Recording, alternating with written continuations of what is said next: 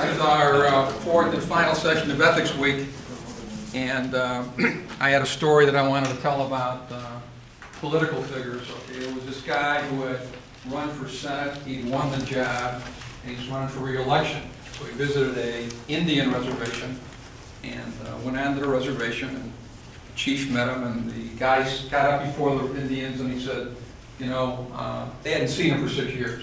He said, I promise that if I'm re-elected, I will build a better highway to this Indian reservation. And the tribe yelled, Hoya, Hoya, Hoya. And he said, not only will I build a better road, I will also build better schools. And he said, Hoya, Hoya, Hoya.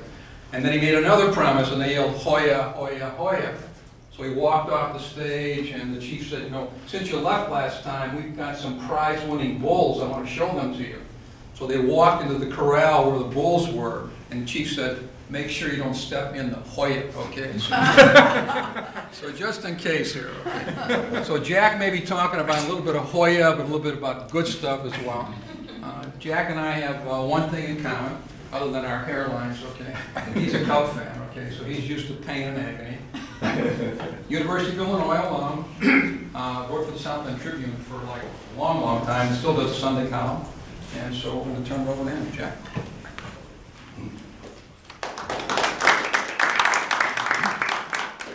Thank you. First of all, is the microphone working after we Yeah. control the technical efforts there? Well, thanks, Ken.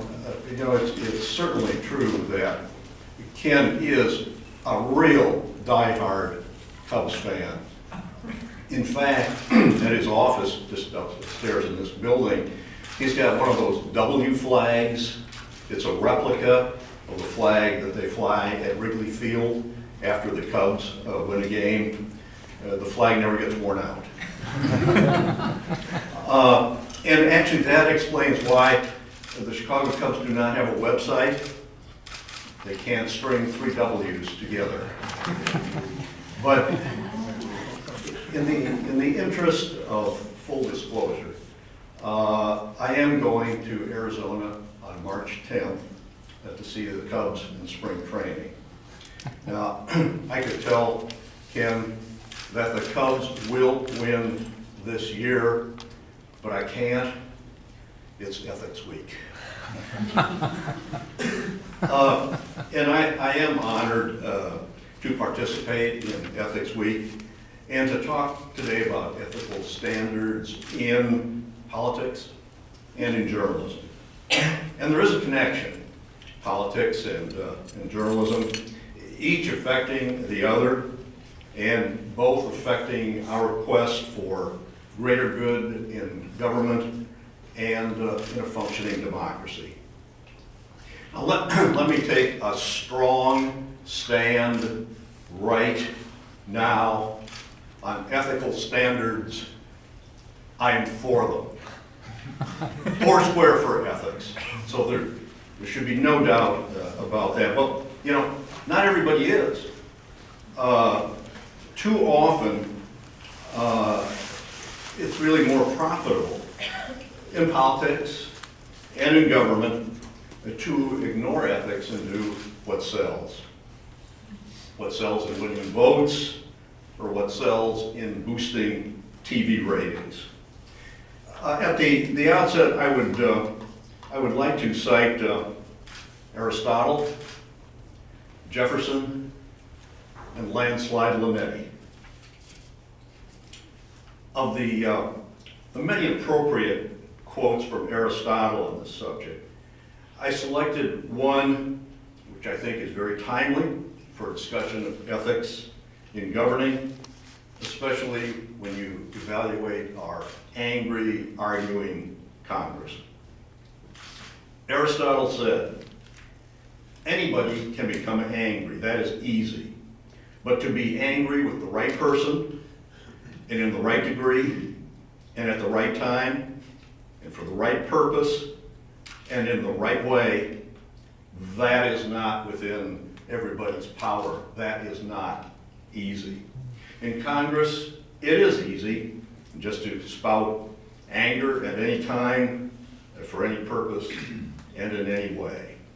And of course, that's not good for governing, and it's not good for democracy.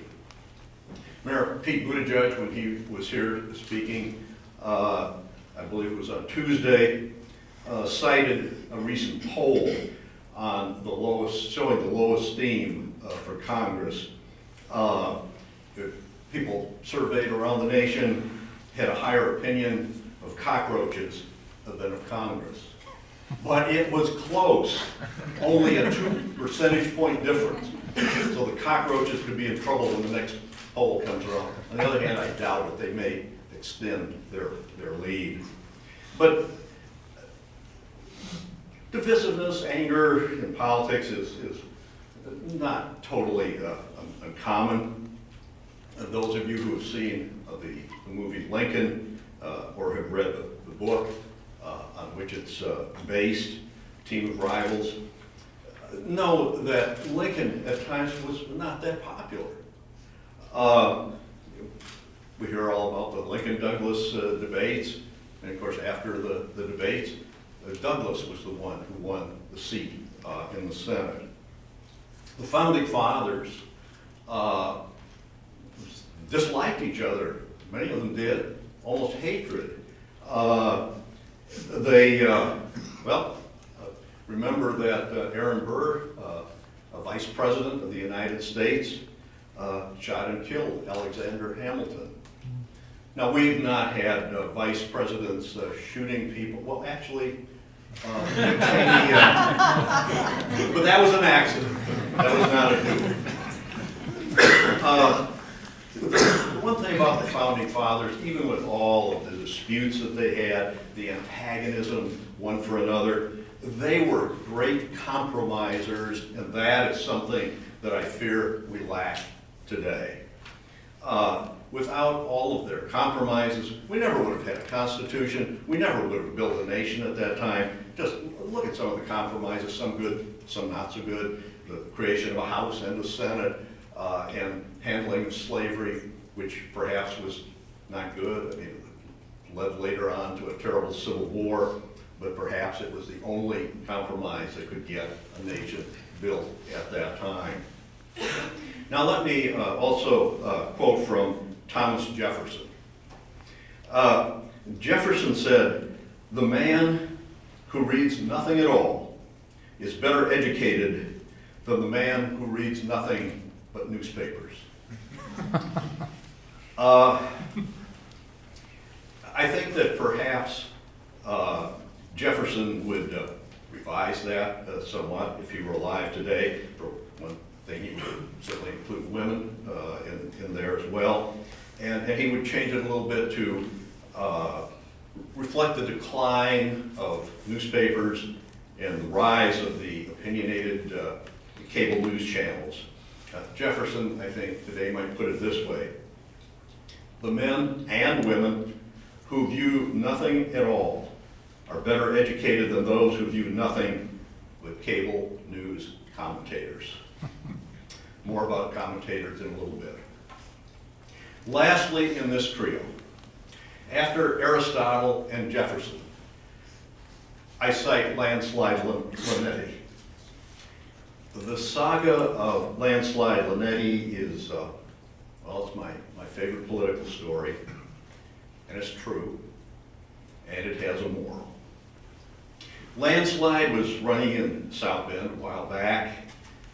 He was running unopposed, and he lost.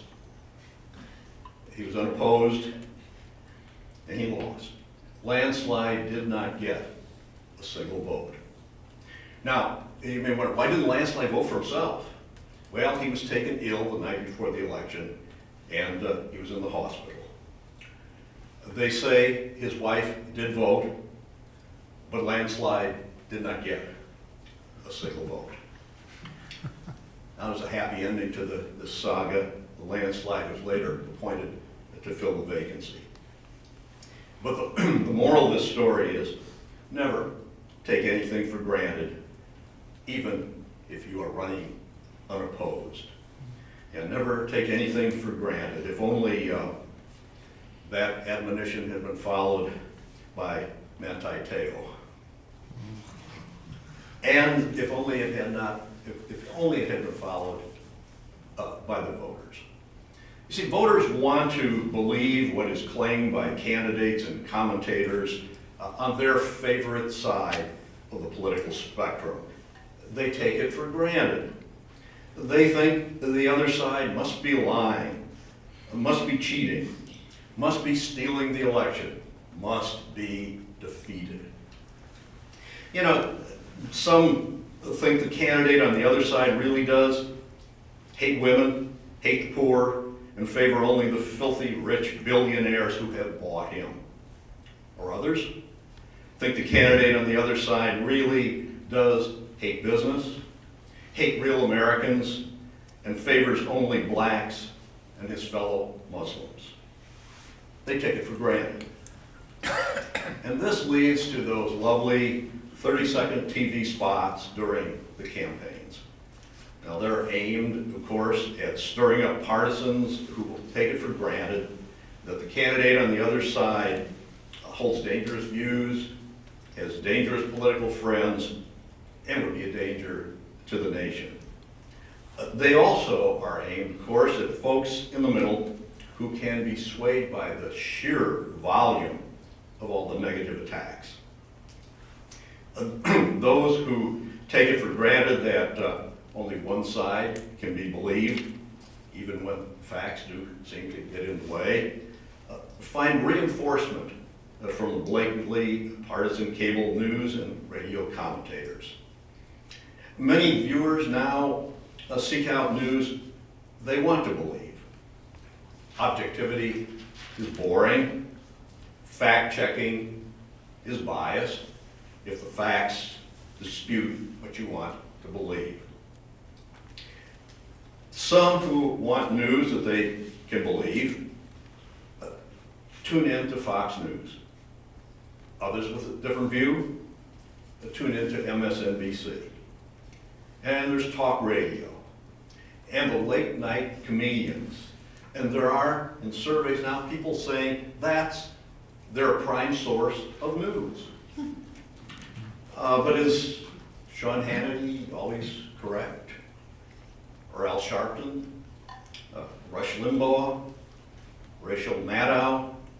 Or Jon Stewart and Stephen Colbert? Now, don't get me wrong. There's nothing wrong with listening to these people. I've heard all of them. They can be pretty entertaining. Sometimes when they don't intend to be entertaining, but they can be. But don't think that they are providing unbiased news or objective news. I hate the term news media. The term news media has come to encompass everything from the Wall Street Journal to the tabloids at Martin's Supermarket, from 60 Minutes to Jerry Springer, and also the latest on Facebook and Twitter, and from some blogger writing in his basement in his underwear. The term news media now means anything and everything, and thus it means nothing. But is there hope? Well, I hope so. I think of one of my outstanding Notre Dame journalism students. She heard all of the negative forecasts about journalism, and she heard from her parents who wanted her to go into some other field. But she told me, I don't care what they say. I am going to go into journalism. I don't care if the job isn't very good. I don't care if it doesn't pay very much. I will someday work for a major newspaper. And today she does. And the editors there ask us, can you please send us another graduate like her? Well, there will be more. There have to be more. We need reliable news in our democracy, even if it isn't in newspapers delivered to the front porch as we have known them. We need real journalism. We need accurate news. we can't rely just on what is made up by that blogger sitting in his basement in his underwear or without his underwear. Nor can we rely on what the politicians say in those 30-second spots. There is a real problem there with ethics. You know, there's a real problem there for me too with those political spots.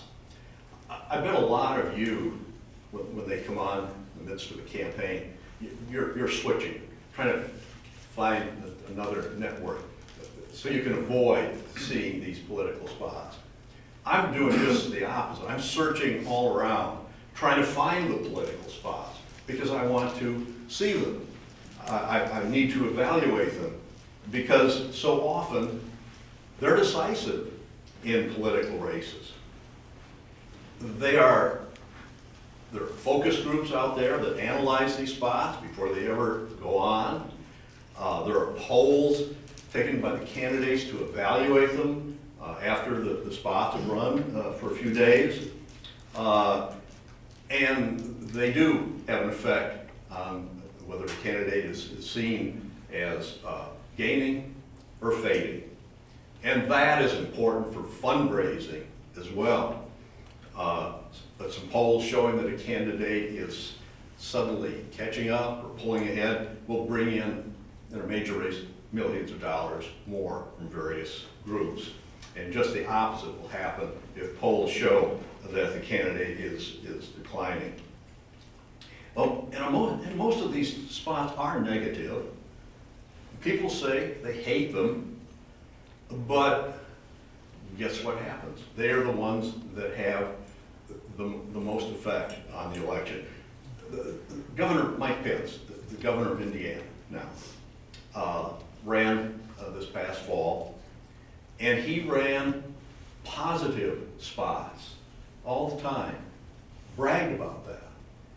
And at the start of the campaign, he was running against a guy named John Gregg, who was little known.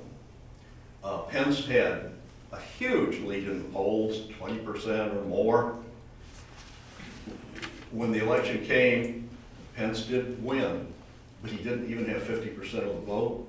And it was the closest election of a governor in Indiana since 1960. So you kind of wonder, do people really want positive spots? Do they really pay attention to them?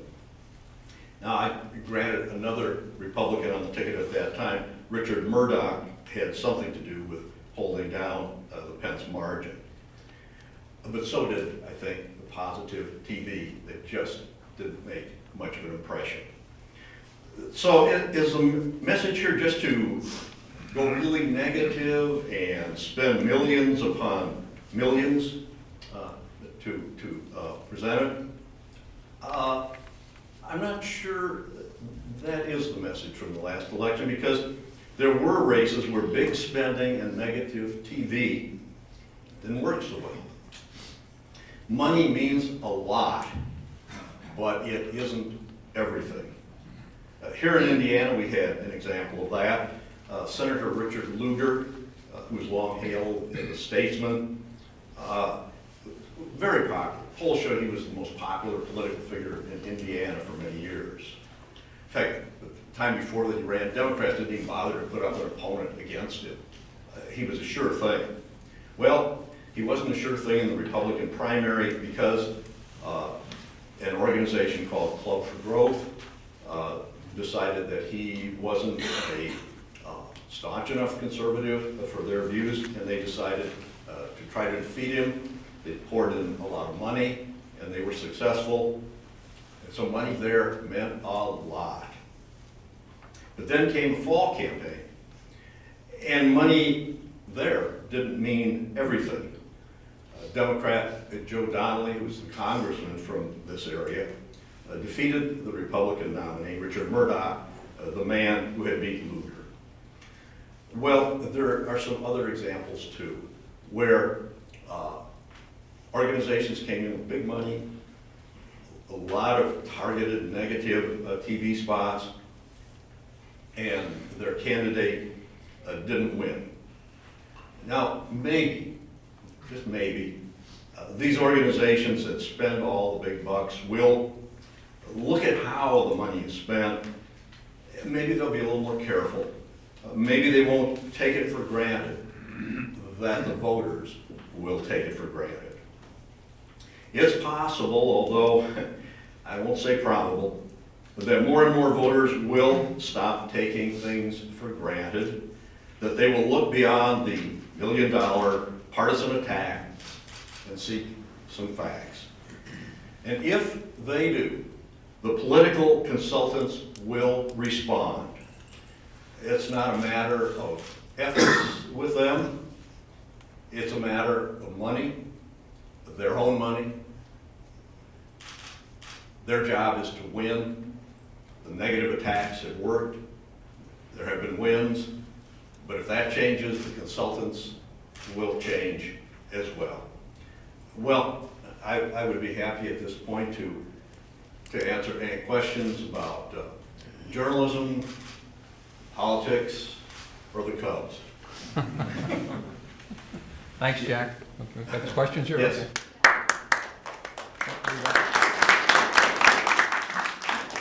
What role do you think there is for ethics in like campaign finance reform? You have races like Lindsey McMahon versus Linda Bowers. She's spending, like millions and millions of dollars. And so in what way do you think public financing might change that, or do you think it's ethical to spend that much money on campaigns? Well, with the Supreme Court decision that is enforced now, it's going to be very difficult to change the financing very much. Certainly, I think we need full disclosure. There still are a lot of situations where you don't really know the people who are putting the money into some of these organizations that then are pouring millions of dollars into campaigns. So even if you can't limit the amounts that individuals or groups can spend, at least I think we need full disclosure, and not after the election. You get some of these reports that come out after the election's all over. What you need is information immediately available when these big spending attacks happen on television. You need to know right away who is really behind these attacks, these campaigns. Yes? You brought up Lincoln, Honest Abe, Mm-hmm. and I did see the movie and was taken back by it because, and I tried to find out if it's factual and historical, because in that campaign, our Honest Abe threatened, Yes, he did. paid off, Yes, he did. did all the things that are scandalous in our political arena today. But he won. He And- got the 13th Amendment. And consequently, we revere him Yes. to the point that I was totally, and if it was going on back then, it's just evolved. It hasn't changed. Well, I think, I was talking a little bit about the Founding Fathers too. There's some people who, think that they were just, flawless, and they weren't. As I said, they often hated one another. Some really nasty things said about one another. So some of this is human nature, and some of it's been gone on for a long time, and some of that is not going to change. Now, with Lincoln, it's from what I've read, the book also that you should read that too. It'll tell some more stories about Lincoln. I think a very admirable person, a great president, but at times, okay, he had to play the game. He had to do what he had to do, or else lose the Civil War, not have slavery abolished. So he had a choice there. Okay, the ends justify the means in that scenario. That is a good way to What put it. if his ends were not honorable and he used the same means? Where would we be today? Yeah, I think that is the distinction. he had a noble purpose. Ending slavery, to me, was a noble purpose. Keeping the Union together, to me, I think, was a noble purpose. So he did what he thought was needed to get that done. Now, some of those things, the patronage things, some of those appointments, that was not even regarded as something improper at that time. Patronage was the way government ran. It's only been in more recent times that we have put in laws to make it illegal to hire some unqualified person who's a brother-in-law because they contributed money to a campaign. But at that time, that certainly, I don't think Lincoln even thought about that being anything improper. Now, some of those threats. Okay, you got Lyndon Johnson, a more modern example of that, who got through the Civil Rights Bill. And he never would have been able to do that if he didn't play hardball politics. Now, someone that we admire, at least I admire around here, Father Hesburgh, regards Lyndon Johnson as one of our greatest presidents because of that. Of course, he was on the Civil Rights Commission at the time. And he has said that Jack Kennedy probably never could have gotten it through. Lyndon Johnson, using some bully tactics really at times, got it done and got it through. So I think what you have to do is look at the end. Is that something justifiable? And then look at the means also. Just what was patronage that bad? Well, this time I don't think it was. Was Lyndon Johnson was promising to go out and defeat somebody? Was that so terribly bad? I don't know. Maybe it wasn't. Now, if somebody is using these same tactics for an end that is despicable, crooked, harmful to the nation, then we certainly, again, want to look at that. But to think that in government and politics and human nature, that's all involved in this, that we could do things without ever doing a thing that any of us would regard as wrong or a little nasty, it's just not going to happen. It's impossible. Yes? As you probably know this from reading your columns every Sunday, but do you really think that we're not going to be able to get rid of Citizens United? That sounds like something that really is making democracy, not democracy anymore. Can we start something like the gun control campaign and actually working with that? Citizens United, I think, is going to stand for some time now. I don't think it's going to be repealed, maybe in a future court somewhere down the line. It could be. I think the hope for some change is, I don't think the Supreme Court had in mind exactly what has resulted from that. I hope not, anyway. And I think they might, the present court might be willing to see some of that chipped away a little bit for the purposes of making a little more level playing field and having more disclosure. But as far as it being repealed, I don't know, maybe 10 years from now, maybe it would be, but ain't going to happen in the next year or so, I'll tell you that. Yes?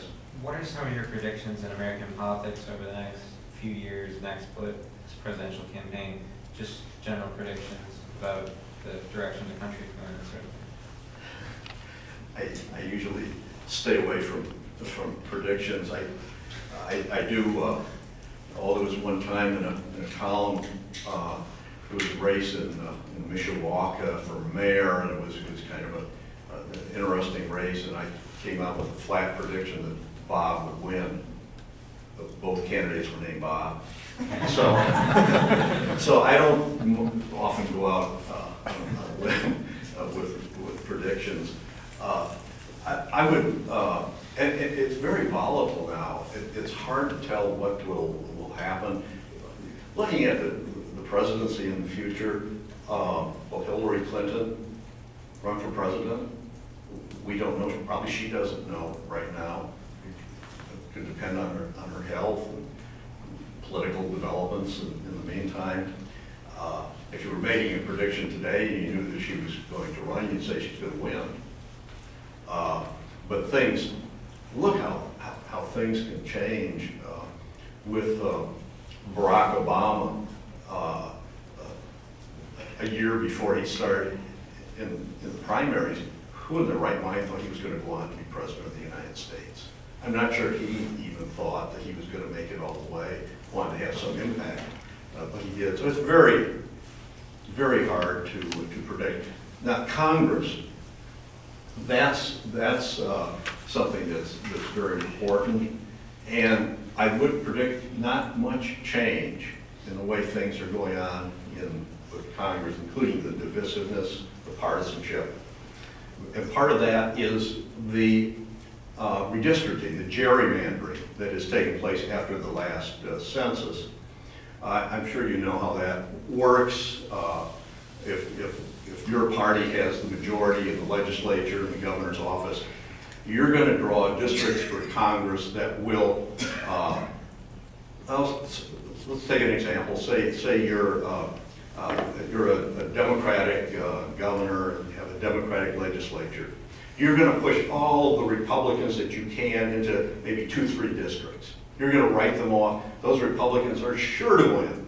And you don't care, because that enables you to have 6 other districts where members of your party are quite likely to win. So as a result, you don't have that many really competitive districts anymore. You have strongly Republican districts, strongly Democratic districts, and the real battle is not in the fall, it's in the primaries.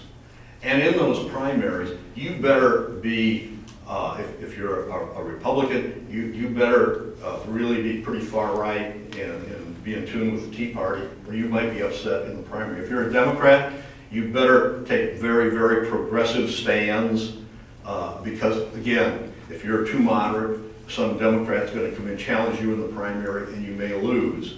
So as a result, we get people highly partisan, left and right. And when they get to Congress, they're not going to cooperate very much.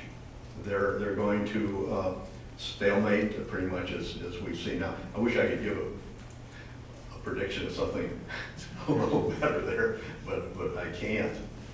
I found it rather interesting in looking at presidential elections since I was, well, during my lifetime, that the biggest landslide, as I recall, was Nixon and McGovern. And Nixon took 60%, McGovern took 40% in a 2-party race, which leads me to believe that under normal circumstances, no matter what the issues are, 40% of the population are going to vote one way, 40% are going to vote the other. And what we're really trying to do is deal with the 20% in the middle. Mm-hmm. So we're looking for a critical mass of people that will kick us over the line. And as you had mentioned in the primaries, you must secure your base. Yes. And the bases are extremes. The base is extreme. Yes. So how do we get moderation in our politics when there is so much emotional extremes in the issues? Mm-hmm. You're absolutely right, and I wish I knew how to do it. I'd be in great demand all around the country. Some of this is, as I said, with the gerrymandering, the redistricting, it's set in stone already, and until the next census, you're not going to be able to change that. And even with the next census, is gerrymandering suddenly going to be out the window? I doubt it. I think it's been with us, well, since the days of the Founding Fathers.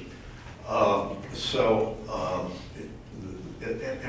that's an excellent point you make too about even in what we call a landslide, not a landslide Linetti, but presidential landslide, and in most races that we call a landslide, the loser probably does get 40%. So it is kind of that percentage in the middle that will really decide elections. And then you kind of wonder about that 40%. Those, either way, whether it's a Republican or a Democratic landslide, that 40% that just wouldn't go with the winner. I think they're ones that take things for granted, as I was saying earlier. They, no matter how bad their own candidate seems to be, no matter what the facts show, they just take it for granted that their side has to be right. And there's something tricky or illegal, nasty about that other side, and they just are not going to vote for them.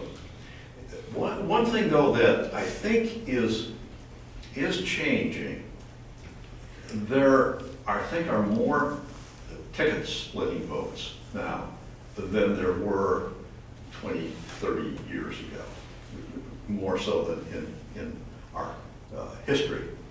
It used to be you would run into somebody who would say, you know, I've never voted for a Democrat in my life. My father never did, my grandfather never did, the whole family, or vice versa, you know, the other way. You don't hear that much anymore. If somebody says that I've always voted for this party and my family always had, don't you kind of look at that person like, what's wrong with you? Huh? You can't find anybody on the other side who might be better. So now that's an encouraging development, because believe me, neither party has a monopoly either on statesmen or on slobs. There are some in each category on each ticket almost every time. Yes? Any ethical dilemmas you look back on over your career? Any stands you took that you're proud of, or any stories you wish you'd run that you didn't, or anything like that along the way? Not really. I'm pretty determined about things that I believe and tend to. That's why I've kind of wanted to be on a jury sometime. But I've always thought, you know, if I am, it's going to be 11-1. I'm going to be the one. And I know I am never going to give in, even though they're threatening me with bodily harm, probably. No, I just tend not to get into, you know, something that later I look back on and say, boy, I wish I had stuck with what I really thought. I mean, some mistakes, maybe that's why I avoid predictions. You know, sometimes you write something a year out or so, and you think that's certainly going to be the case, and you look back and think, wow, that sure didn't pan out. That certainly happens. I won't claim not to have had that happen. Jack, you and I talked about the Manti Te'o thing, and you talked about that in terms of being pretty sloppy journalism. Kind of want to fill the people in on that. Yeah, that was a lot of errors in that. Obviously, one of the biggest was by Manti Te'o, who is a victim in this. There is no doubt about that now. That guy impersonating a girl. Did any of you hear Dr. Phil? Mm-hmm. I never thought I would listen to Dr. Phil. I listened to 2 hours of Dr. Phil. And that voice, that sounded exactly like the voice of a young female. Not just the voice, but the manner of speaking, everything. Who wouldn't be fooled by that? But, so Manti clearly was a victim in all this. He was not a participant in any kind of fraud here. But he did make a mistake by not coming out with his own view, his own story, before Deadspin came out with it. Because you want to get, if there's something derogatory, this was bad for him. It was going to be bad no matter how it came out. If there's something bad, you want to get it out yourself with your explanation of it. not have it come out on some place like Deadspin with some alleged unnamed source saying 80% chance that he was involved in the conspiracy and things of that sort. That was a mistake. He should have immediately after the bowl game told the story. I can see why he did it before the bowl game. I don't think, and I can see why Notre Dame didn't. You don't want to do something that's going to take away from a national championship football game. I don't, that wouldn't even be fair to Alabama. Now, I know some of you don't much care about that, but it would be fair to Alabama, but it wouldn't be. But he, immediately after that game, Notre Dame and Manti should have told the story, painful as it would have been. The second mistake that he made, and again, I think it's clear why he did, right before the bowl game, he still in some interviews talked about the death of the girlfriend. He knew by that time that this was not true. Now, I think he was just so confused, and who wouldn't be if something like that happened, that he didn't know how to explain it really. I mean, he didn't dwell on it, he didn't go into it in great detail, but he should have just said, I don't want to talk about that now.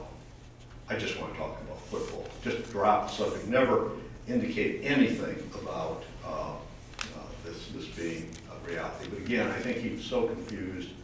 He really didn't, in his own mind, know what in the heck was going on. Was she alive? Was she dead? Did she die and was resurrected? What, you know, did she exist? What, you know, did I imagine some of this? I don't think he knew what on earth was going on. And of course, I think that's why he didn't show up for the football game, which he, you know, Alabama had something to do with that, certainly. He did play a poor game. I wonder how much sleep he got for a couple of weeks. Yeah. Going along with the Manti thing, I know there's been a lot of criticism with like journalists, like when the story first broke of her dying. Yes. Nobody researched into an obituary or, you know, researching the girl in general. Yes. Is that something that's typically done and people kind of flopped in that, or is that just? No, if in a story like that, I can't imagine. Well, basically, it was his father was kind of the source for the stories about the girlfriend and Manti's reaction, and indicated that he had actually met her in Hawaii at one time. That was the father's version. I can't imagine anybody getting that information for a story, for a sports story, saying, okay, where's her death certificate? You know, like demanding Obama get his birth certificate out. But at least there might be more reason for seeking a birth certificate for a candidate for president or a president, even though it's quite clear now the truth about that. But no, you normally, and just going back to quickly write a sports feature, that you would do a lot of research and seek out obits, things of that sort. The one thing that I think I wonder about papers in the Los Angeles area, there maybe the Los Angeles Times, that was a national story. Why didn't maybe they decide to do a follow-up on how the family was getting along? There were some areas there. I don't think people were just derelict in not doing it, but it just seems like somebody perhaps would have tried to do a follow-up. Now, with Manti, that he didn't go to the funeral, and reporters did ask him about that. He said that was the wish of the family, that they said they wanted him to play the game. They didn't want him to come back. They didn't want him to talk about it in the press. Well, that's reasonable. A lot of people who've had a death in the family ask to be left alone. So I don't think that raised a lot of flags. It's hard for me to be terribly critical of the news media for not immediately going into that a little bit more. Yes? How do you determine what you write about? Is there any control over that, how much editing is done, or how do you pick the subject? It works, of course, different ways in different places. I pick my own topics and the editing. I mean, everybody needs an editor because you know what you intended to say. And even if you're looking it over again and again, you still think it has what you intended. And if you're looking it over, you're probably checking spellings and names and things like that. And you could let something slip through that just maybe one word that changes the meaning a little bit. It's not the way you want. So you need an editor. But I have no problem with editors never changing meaning or the thrust of an article or to try to make somebody look better or worse. Now, in some papers, you find there is probably more of a party line, or I'm talking about the cable news networks. I'm sure some commentators know darn good and well, they better not switch party lines or they're not going to be on the air. But on most reputable publications, you're not going to find editors who are going in changing the meaning of what you wrote. There was one example where I did run into that, and this was many years ago now. And there was a candidate for the Senate that the publisher disliked tremendously. And I wrote a column about a particular issue that senator was involved in. And the facts, as I understood them, and as I wrote about them, were in the senator's favor. The publisher, this is the only time I've ever had a publisher do this, or he changed the column and made it sound different. And I was furious and sent a nasty note to the publisher, just blistering him and assuming that I would be leaving the newspaper. And to the publisher's credit, he apologized profusely, said he was sorry, he would never do it again, and he hadn't realized that it was something that egregious to do, that he thought he was actually correcting something. And I believe him, and so it's paper where I'm still working. So. Yes. Last question here, okay? Be the last question. Okay. How much in journalism then do you experience the give and take between like writing what you want to write and what you think people should read, and writing what people just want to read? That's a good question. I preach in my journalism classes that you should know your audience. You've got to connect with your audience, your readers out there, or if you're on television with the viewers, I'm ready with the listeners. Because if you don't, if you just ignore that, there's not going to be much readership.